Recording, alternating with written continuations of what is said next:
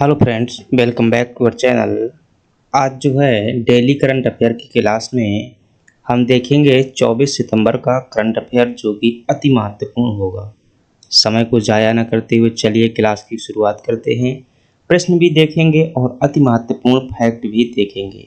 चलिए बात करते हैं। आपके सामने पहला प्रश्न है, वर्षा जल संचयन परियोजना किस राज्य में संचालित की गई थी जिसके कारण महापाषाण कलश शव दाह की खोज हुई है? फ्रेंड्स, है एक वर्षा संचय की परियोजना थी और उसका जो है संचालन किया जा रहा था।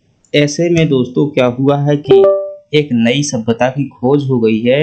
उस मतलब वहाँ पर परियोजना के चलते चलते, और वो राज्य कौन सा, जैसे यहाँ पर मतलब खुदाई चल रही है, कोई परियोजना बन रही है, तो वहाँ पर महापाषाण कालीन दोस्तों, ये पाषाण काल के बाद जो है लौह पाषाण काल युग आया था, जहाँ बहुत बड़े बड़े पत्थर होते थे। उस टाइम की ये सभ्यता है महापाषाण कालीन, जो कि दक्षिण भारत में हुई थी। और इसके साक्ष्य कहाँ से मिले हैं? अभी हाल ही में केरल से मिले हैं, परियोजना की, जल परियोजना के निर्माण के दौरान। तो इसका सही जवाब होगा केरल। अब बात केरल की आई है, तो केरल से जुड़े हुए कौन कौन से महत्वपूर्ण प्रश्न हो सकते हैं, पहले थोड़ा सा यहाँ पर देखिएगा। केरल में वर्षा जल संचय परियोजना ने कुडलिक्कड़ पहाड़ी पर बड़ी संख्या में मेगालिथिक कलश दफन का पता लगाया है। यह खोज उल्लेखनीय है क्योंकि यह 2500 साल से भी अधिक पुरानी दफन प्रथाओं को उजागर करती है। फ्रेंड्स, जब भी किसी राज्य की बात आए तो उसके मुख्यमंत्री, राज्यपाल, लोकसभा सीटें और राजधानी, इतनी बातें बिल्कुल एक सेकंड में क्लिक होनी चाहिए। और ये चीज़ें मैं जो है बहुत अच्छी से रटवा दूंगा। अगर पूछा जाए केरल की राजधानी क्या है, तो आपका जवाब होगा तिरुवनंतपुरम। आपसे पूछा जाए राज्यपाल कौन है केरल के, आरिफ मोहम्मद यहाँ के राज्यपाल हैं। मुख्यमंत्री कौन है? पिनराई विजयन जो है यहाँ के मुख्यमंत्री हैं। लोकसभा सीटें कितनी हैं? 20 यहाँ की लोकसभा सीटें हैं। चलिए अब बात कर लेते हैं यहाँ की साक्षरता में, जो है केरल दोस्तों प्रथम स्थान पर है। नेक्स्ट प्रश्न की बात करते हैं। दोस्तों एक रिक्वेस्ट है, यदि अभी तक आपने हमारे चैनल को सब्सक्राइब नहीं किया है और आपको कंटेंट अच्छा लग रहा है, तो दोस्तों हमें सपोर्ट कीजिएगा, वीडियो को लाइक कीजिएगा, चैनल सब्सक्राइब जरूर करिएगा। चलिए बात करते हैं, क्योंकि फ्रेंड्स से पता नहीं क्या हो गया है भाई, आजकल जो है एजुकेशन वाला काफ़ी स्कोप कम हो रहा है। और इतना अच्छा कंटेंट देने के बाद भी बहुत से लोग क्या कर जाते हैं, ऐसे चले जाते हैं। लेकिन फिर भी चलिए कोई बात नहीं है, आगे बढ़ते हैं। दूसरा क्वेश्चन है हमारे पास में, भारत की पहली फैशन पूर्वानुमान पहल का नाम क्या है? दोस्तों भारत की पहली फैशन पूर्वानुमान पहल का नाम पूछा गया है, वो पहल कौन सी है आपको बताना है। पहला ऑप्शन है फैशन फॉरवर्ड, दूसरा ऑप्शन है ट्रेड इंडिया, तीसरा ऑप्शन है स्टाइल विजन, चौथा ऑप्शन है विजियोन XT। फ्रेंड्स, ये फैशन पूर्वानुमान मतलब क्या है कि आपका कपड़ा पहनने का फैशन कैसा है, ऐसा पूर्वानुमान लगाने वाली जो एक पहल है, उसका नाम क्या है दोस्तों? उसका नाम है आपका विजियोन XT। क्या नाम है? विजियोन XT। ये जो है दोस्तों कपड़ा मंत्रालय द्वारा हाल ही में शुरू की गई है। भारत की पहली जो फैशन पूर्वानुमान पहल का नाम क्या है, वो है विजियोन XT है, जिसे किसके द्वारा? कपड़ा मंत्रालय के सहयोग से राष्ट्रीय फैशन प्रौद्योगिकी संस्थान द्वारा विकसित किया गया है। अब आप जो भी कपड़ा पहनेंगे आगे भविष्य में 2026-27 में उनका पता चल जाएगा। इसके लिए जो है विजियोन NXT जो है क्या किया गया है, शुरू किया गया है।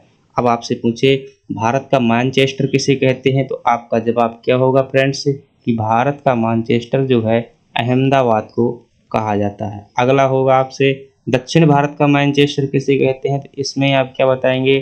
कोयम्बटूर को जो है दक्षिण भारत का मैनचेस्टर कहा जाता है। आपसे पूछे सूती वस्त्र उद्योग की राजधानी किसे कहते हैं, तो आप क्या बताएंगे कि मुंबई को जो है सूती वस्त्र उद्योग की राजधानी कहा जाता है।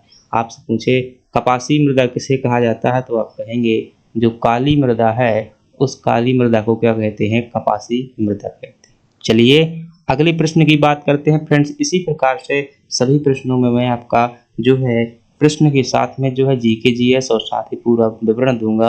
एक प्रश्न से आपकी बहुत सारी जानकारी मिलेगी। चलिए बात करते हैं। नेक्स्ट प्रश्न है, हाल ही में किस देश को कुष्ठ रोग को समाप्त करने वाला प्रथम देश घोषित किया गया है? और दोस्तों जो है कुष्ठ रोग को समाप्त करने वाला प्रथम देश घोषित किया गया है, वो आपका कौन सा है दोस्तों? UNO द्वारा हाल ही में जॉर्डन को जो है क्या है घोषित किया गया है। अब जॉर्डन की बात आई है और कुष्ठ रोग की बात आई है, तो इनसे जुड़े कुछ चीज़ों की बात कर लेते हैं और अन्य विकल्पों से कुछ बातें हैं। सबसे पहली बात अगर पूछी जाए आपसे कि कुष्ठ रोग किसके कारण से होता है, तो आपका जवाब क्या होगा कि दोस्तों जो जीवाणु होता है, जीवाणु के कारण ये होने वाला रोग है। कौन सा जीवाणु? लेप्रे नाम का जो है जीवाणु होता है। खैर वो नहीं पूछा जाएगा आपसे, इतना ही पूछा जाता है कि वायरस से या जीवाणु से। आपका दूसरा होगा भारत पोलियो मुक्त कब हुआ था? दोस्तों भारत जो है 2014 में जो है पोलियो मुक्त हो चुका था। आपसे पूछे मृत सागर कहाँ पर स्थित है? दोस्तों मृत सागर कहाँ पर स्थित है? आपका जॉर्डन में स्थित है। यहाँ पर कोई भी व्यक्ति जो डाल दिया जाए वो डूबता नहीं है, तो मुर्दा की समान तैरता रहता है, इसलिए मृत सागर कह दिया जाता है। सर्वाधिक गन्ना उत्पादन करने वाला देश कौन सा है? तो दोस्तों आपका सही जवाब क्या होगा कि ब्राजील जो है सर्वाधिक गन्ना उत्पादन करने वाला देश है। आपसे पूछे किस नदी को तेल नदी कहा जाता है? तो दोस्तों जो नाइजीरिया में बहने वाली नाइजर नदी उसे क्या कहते हैं? तेल नदी कहते हैं। चलिए नेक्स्ट प्रश्न है, भारतीय महिला फुटबॉल टीम का मुख्य कोच किसे नियुक्त किया गया है? तो दोस्तों चाओबा देवी, अनुपम मिश्रा, सुनील छेत्री और संतोष कश्यप। तो इसका दोस्तों जो है अखिल भारतीय फुटबॉल महासंघ ने संतोष कश्यप को, तो किसे बनाया गया? संतोष कश्यप को भारतीय महिला फुटबॉल टीम का मुख्य कोच नियुक्त किया गया है। उन्होंने पूर्व खिलाड़ी चाओबा देवी का स्थान लिया है। तो इसका सही जवाब क्या हो जाएगा दोस्तों? ऑप्शन डी आपका हो जाएगा। इससे जुड़ी हुई कुछ बात करनी है आपसे। प्रश्न दोस्तों बहुत महत्वपूर्ण पूछा जाता है कि मोहन बागान क्लब का संबंध किससे है? तो आपको सिंपल सा जवाब क्या होगा कि यह जो है फुटबॉल से संबंधित क्लब है, जो कि कलकत्ता में स्थित है, सबसे पुराने क्लबों में से एक है। संतोष ट्रॉफी क्या है? दोस्तों फुटबॉल की जो क्या है, ये फुटबॉल की राष्ट्रीय प्रतियोगिता का नाम क्या है? फुटबॉल ये है आपकी संतोष ट्रॉफी, जो फुटबॉल की राष्ट्रीय प्रतियोगिता है। यहाँ से भी प्रश्न आ जाता है। चलिए अगले प्रश्न की बात करते हैं और अगला प्रश्न है कि नीति आयोग किस महानगरीय क्षेत्र में उच्च शिक्षा को बढ़ाने के लिए एजू सिटीज विकसित करने का प्रस्ताव रखता है? दोस्तों मोस्ट इम्पोर्टेंट प्रश्न है कि एजू सिटीज नाम का जो प्रस्ताव विकसित करने का जो एक प्रकार का योजना है नीति आयोग द्वारा लाई गई है, तो किस क्षेत्र में किससे संबंधित है? पहली बात तो ये उच्च शिक्षा से संबंधित है, लेकिन किस राज्य से, किस क्षेत्र से? मुंबई, दूसरा ऑप्शन पुणे, बेंगलोर और दिल्ली। तो दोस्तों इसका सही जवाब होगा यह योजना कहाँ पर लाई गई है? मुंबई में लाई गई है। उच्च शिक्षा को बढ़ावा देने के लिए एजू सिटीज नाम का कार्यक्रम लाया गया है। नीति आयोग ने उच्च शिक्षा को बढ़ावा देने और अग्रणी शिक्षा केंद्र के रूप में इसकी स्थिति को बढ़ाने के लिए मुंबई महानगर क्षेत्र में एजू सिटीज के विकास का प्रस्ताव रखा है। अब दोस्तों बात आई है नीति आयोग की, तो आपको क्या करना है? पता होना चाहिए नीति आयोग का गठन कब किया गया है? 1 जनवरी 2015 को जो है नीति आयोग का गठन किया गया था। 1 जनवरी 2015। नीति आयोग का अध्यक्ष कौन होता है? दोस्तों पीएम जो है इसका क्या होता है? अध्यक्ष होता है। और जो उपाध्यक्ष होता है इसकी नियुक्ति किसके द्वारा की जाती है? पीएम द्वारा जो है इसकी नियुक्ति की जाती है। और सीईओ कौन होता है? दोस्तों यह एक प्रकार का जो है मतलब कार्यपालक अधिकारी होता है। ये जो एक आईएएस ऑफिसर होता है। कौन होता है? ये एक आईएएस ऑफिसर होता है। और वर्तमान में कौन है इसमें भाई? क्या नाम होगा? सुब्रहमण्यम है। सुब्रहमण्यम जो है वर्तमान में सीईओ है। चलिए अगले प्रश्न की बात करते हैं और अगला प्रश्न है हमारे सामने। इसे भारत का दोस्तों थिंक टैंक भी कहते हैं नीति आयोग को। अगला प्रश्न है 19वें दिव्य कला मेले का उद्घाटन किस शहर में हुआ है? तो आपका सही जवाब है दोस्तों कि 19वें दिव्य कला मेले का उद्घाटन जो किया गया है अभी हाल ही में कहाँ पर वो किया गया है?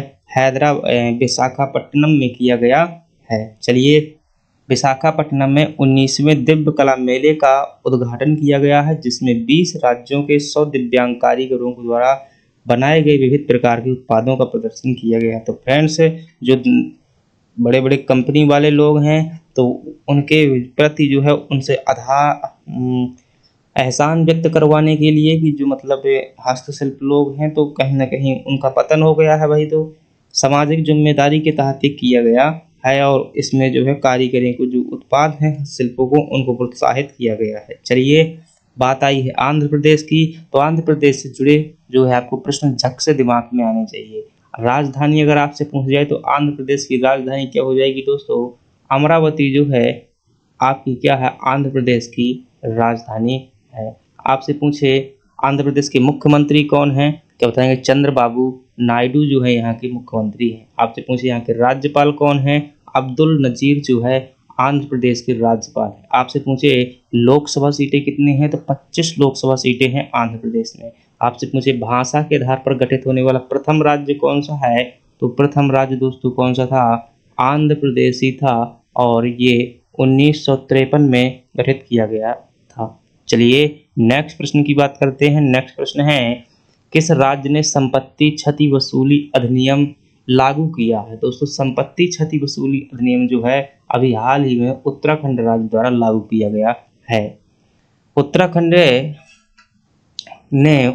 सार्वजनिक और निजी संपत्ति क्षति वसूली अधिनियम 2024 लागू किया है, जो नागरिक अशांति और दंगों के वित्तीय परिणामों को संबोधित करने के लिए उद्देश्य से एक महत्वपूर्ण कानून है। दोस्तों ये वह कानून है कि कोई भीड़ क्या कर देती है, नुकसान कर देती है रैली करने में, तो फिर उसके लिए यह कानून बनाया गया है। अब बात आई है उत्तराखंड की, तो उत्तराखंड से जुड़े हुए आपको प्रश्न जो है बहुत जल्द दिमाग में आना चाहिए। ये दोस्तों वो प्रश्न हैं जो कम से कम दिमाग में आना चाहिए, जो आपको करंट अफेयर को बहुत मजबूत करेंगे।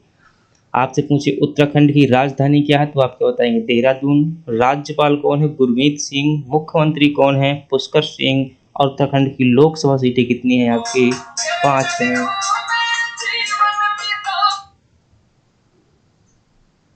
चलिए अगले प्रश्न की दोस्तों बात करते हैं, और अगला प्रश्न है आपसे पूछे कि 14वीं हॉकी इंडिया जूनियर पुरुष राष्ट्रीय चैंपियनशिप किस राज्य ने जीती है?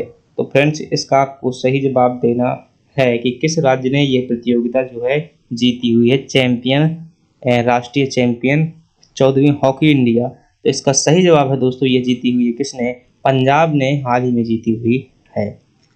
हॉकी पंजाब ने 14वीं हॉकी इंडिया जूनियर पुरुष राष्ट्रीय चैंपियनशिप में उत्तर प्रदेश हॉकी के खिलाफ जो उसे हरा करके यह मुकाबला जीता हुआ। बात कहाँ की है? यह पंजाब की। चलिए देखते हैं प्रश्न, पंजाब की राजधानी क्या है? दोस्तों आपको पता चलना चाहिए कि चंडीगढ़ जो है यहाँ की क्या है, राजधानी है। राज्यपाल कौन है? राज्यपाल यहाँ के जो है बीपी सिंह बदनौर जो है यहाँ के राज्यपाल है। मुख्यमंत्री भगवंत मान सिंह पंजाब के हैं। लोकसभा सीटें पंजाब में 13 हैं, और राज्यसभा सीटें कितनी हैं आपकी? 7 हैं। ये बातें हमेशा याद रहेगी। चलिए अगली बात करते हैं। अगला प्रश्न है हमारे पास में कि चौथे वैश्विक अक्षय ऊर्जा निवेशक सम्मेलन में किस राज्य ने सबसे अधिक पुरस्कार जीते हुए हैं? दोस्तों जो वैश्विक है अक्षय ऊर्जा मतलब जैसे सौर ऊर्जा इत्यादि के बारे में जो निवेशक सम्मेलन हुआ था, उसमें सम्मेलन में किस राज्य ने सबसे अधिक पुरस्कार जीते हुए है? और वो राज्य दोस्तों कौन सा है? गुजरात ने अक्षय ऊर्जा में यानी कि पवन ऊर्जा और सौर ऊर्जा में अच्छा कार्य करने के लिए सबसे ज्यादा पुरस्कार जीते हुए है। चलिए बात करते हैं गुजरात की। चौथे वैश्विक अक्षय ऊर्जा निवेशक सम्मेलन में गुजरात ने सबसे अधिक पुरस्कार जीतकर अपनी अलग पहचान बनाई है, जिससे अक्षय ऊर्जा और पवन ऊर्जा क्षमताओं में उसका नेतृत्व प्रदर्शित हुआ है। दोस्तों बात की जाए गुजरात की राजधानी क्या है, तो आपका जवाब होगा गांधीनगर यहाँ की राजधानी है। मुख्यमंत्री कौन है गुजरात के? तो भूपेंद्र भाई पटेल यहाँ के मुख्यमंत्री हैं। राज्यपाल कौन है? आचार्य देवव्रत सिंह जो है यहाँ के राज्यपाल हैं। लोकसभा सीटें कौन हैं, कितनी हैं दोस्तों यहाँ पर? तो 26 जो है यहाँ की लोकसभा सीटें हैं, और राज्यसभा सीटें कितनी हैं आपकी? 11 है। चलिए आज का लास्ट प्रश्न देखते हैं, और लास्ट प्रश्न है विश्व सफाई दिवस का उद्घाटन समारोह किस तारीख को मनाया जाता है? तो आपका सही जवाब क्या होगा? विश्व सफाई दिवस का उद्घाटन समारोह जो है 20 सितंबर को दोस्तों मनाया जाता है। ये पहली बार मनाया गया है। अभी यूएन ने हाल ही में प्रस्ताव पारित किया है कि 20 सितंबर को जो क्या मनाया जाएगा, आपका ये पहला आयोजन होगा। इस दिन का उद्देश्य क्या है? सतत विकास को बढ़ावा देने में सफाई प्रयासों के महत्व के बारे में जागरूकता करना है। दोस्तों इससे जुड़े हुए कुछ प्रश्न ध्यान रखिएगा। प्रकृति का सफाई कर्मी किसे कहा जाता है? तो दोस्तों जो कवक होते हैं उन्हें क्या कहते हैं? प्रकृति का सफाई कर्मी कहते हैं। विश्व एड्स दिवस कब मनाया जाता है? तो 1 दिसंबर को दोस्तों जो है विश्व एड्स दिवस मनाया जाता है। और अंतर्राष्ट्रीय फिल्म समारोह भी हाल ही में दोस्तों 55वें नंबर कहाँ पर हुआ है? तो आपका जवाब क्या होगा? ये गोवा में आयोजित किया गया है। तो फ्रेंड्स इस प्रकार से आपको कितने प्रश्न किए हमने? 10 प्रश्न किए दोस्तों, मोस्ट इंपॉर्टेंट प्रश्न है, साथ साथ में प्रश्नों के साथ में इसकी व्याख्या भी देखी। अगर आपको क्लास पसंद आई है तो वीडियो को दोस्तों लाइक जरूर करिएगा और चैनल को सब्सक्राइब करना बिल्कुल भी मत भूलिएगा। बहुत अच्छा लगता है, फ्रेंड्स से जरूर करिएगा, हमसे जुड़िएगा ताकि हमें भी पॉजिटिव एनर्जी मिल सके। चलिए धन्यवाद। कोई भी समस्या हो आपको कमेंट बॉक्स में बताना है।